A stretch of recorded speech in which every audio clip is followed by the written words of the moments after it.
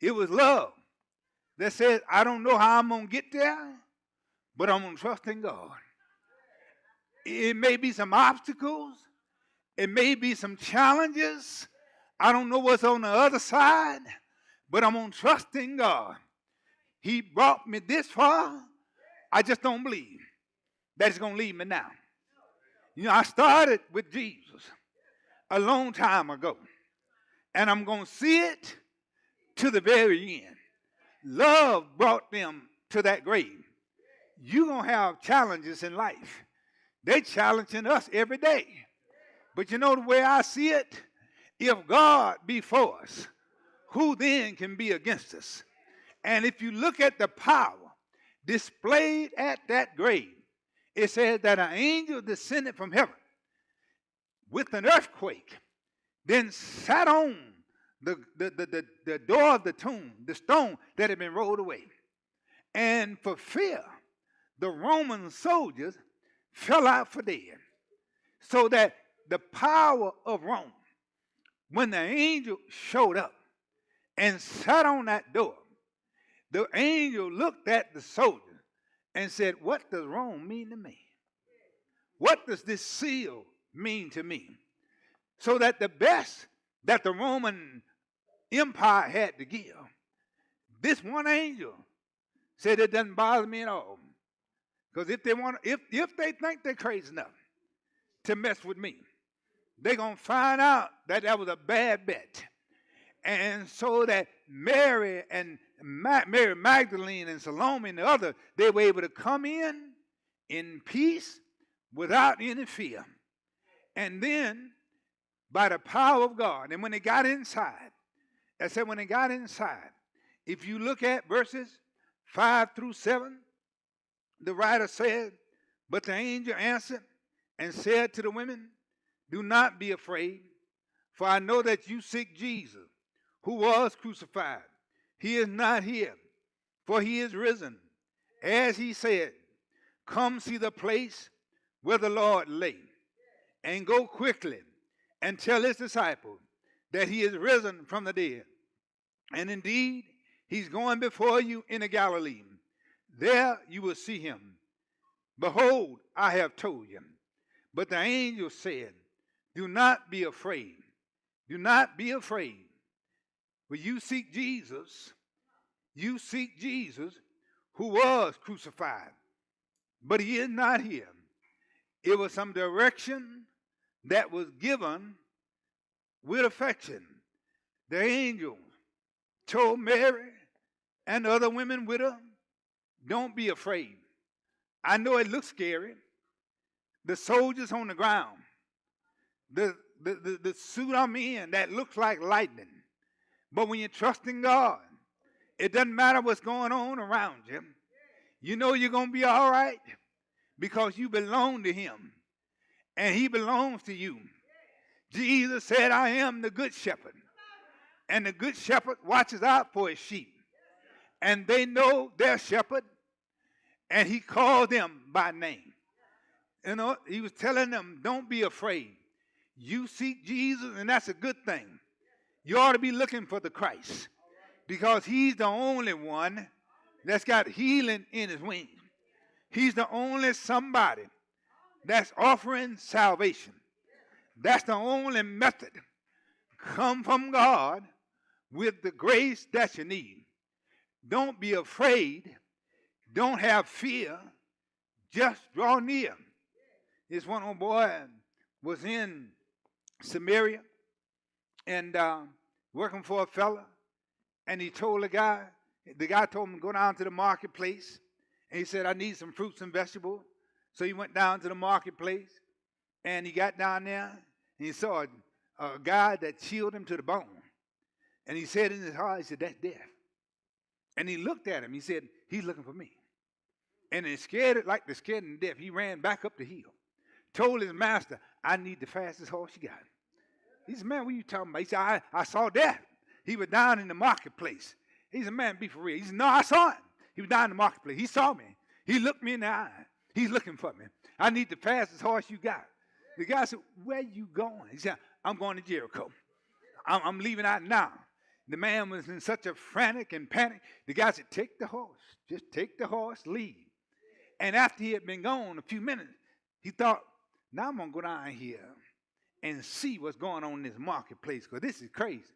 He walked down to the marketplace, and sure enough, there was an ice cold looking fella. He walked up to him and said, you look like that.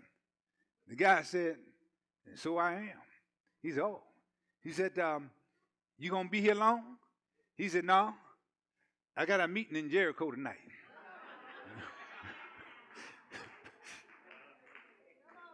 The scripture said, draw near to God. Don't be afraid. Draw near to God. And God will draw near to you. It says, there is no fear in love, because perfect love cast out all fear. Whatever it is you're going through, call on the Lord. You don't have to actually ask for a solution. Just ask God to draw near to you. And that'll be your solution. Because you know, as long as the Lord is on your side, as long as you can feel his presence, it'll be all right after a while. I don't care what's going on. I don't care what people have said. I don't care what the doctor said or the lawyer has said or what they're saying at the job about upsizing, downsizing, right side. As long as the Lord is on your side, I promise you, it'll be all right. It will be all right. And then in 8 through 10, it says, so they went out quickly from the tomb with fear and great joy, and ran to bring his disciples word. And as they went to tell his disciples, behold, Jesus met them, saying, rejoice. So they came and held him by the feet and worshipped him. Then Jesus said to them, do not be afraid. Go and tell my brethren to go to Galilee, and there they will see me. They came and they beheld Jesus, and he met them, and he said to them, rejoice, rejoice. I said rejoice. I know it looked bad on Friday evening, about 3 o'clock, when the spirit left my body. I know it looked hopeless when it looked like they pierced me in the side and they had me crucified. I know it looked bad when it got very dark and the sun refused to shine. I know you were weeping because of the terror when they pierced my side and they brought me down and you saw I died. I know it looked bad, but I need you to know that he who was dead is now alive, and he's alive forevermore. You can trust in God. You can lean on him when he tells you, when he promises you. You ought to know that he's able to perform. Just trust in the Lord with all your heart and draw near to him. And not only is it personalized, but I need you to publicize it. Jesus told them that I am the one that's back from the dead. But I need you to go tell it. Tell my disciples that I am yet alive, and what I promise, I will perform. To meet me in Galilee, and there you'll see me just like I promised, just like I said I would. All the promises that I made, I'm going to keep them, including this grave. You know, but I like what it said when it said in John chapter 12, what Jesus said, if I be lifted up, I'll draw all men unto me. Now I know I was talking about that cross on Calvary, but I also believe that there was something else just a little bit farther down the road, about 72 hours, when Jesus rose from the dead, because they put him in a borrowed tomb. Have I got a witness? They put him in the earth, in that borrowed tomb. Am I right about it? They put him wrapped in clothing and in cloth. They anointed him. Death said, I'm going to hold him. The grave said, I'm going to hold him. Death said, I put the sting of death on him. We got him now in the grave. But early Sunday morning, he rose from the grave. And I heard the Father say, my son, come out from among them.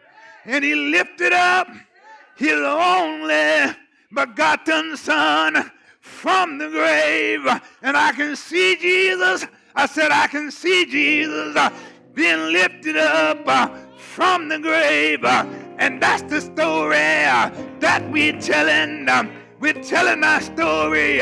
They crucified him on Friday, but on Sunday morning, he was lifted up from the grave. And we're telling our story. We're telling it in Africa. They're telling it in Europe. They're telling it at the Vatican.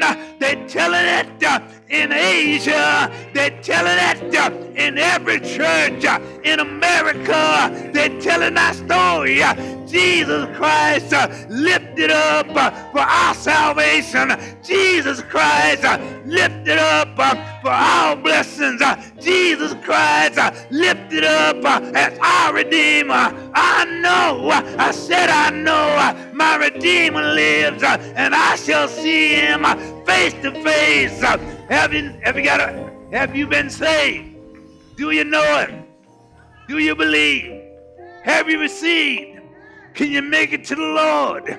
Do you know how to make it to the Lord? I said, do you know how to call on his name? Do you know how to receive his grace? That little boy playing at the front door, then got lost, then crying in front of the store. Police picked him up, tried to comfort him. He said, I just don't know how to get home. Had tears running down his face. I don't know how to get home. And the police held him up and patted him on the back and turned around. And the boy saw a steeple that he knew was on top of the church that was right next to his house. All right. And he told the policeman, he said, take me to the cross, and I can find my way home. Take me to the cross. Take me to the grave. Take me to that empty grave, and I can find my way home. Take me to that grave. I know my Redeemer lives. Take me to the grave. Salvation is free. Take me to the grave. I know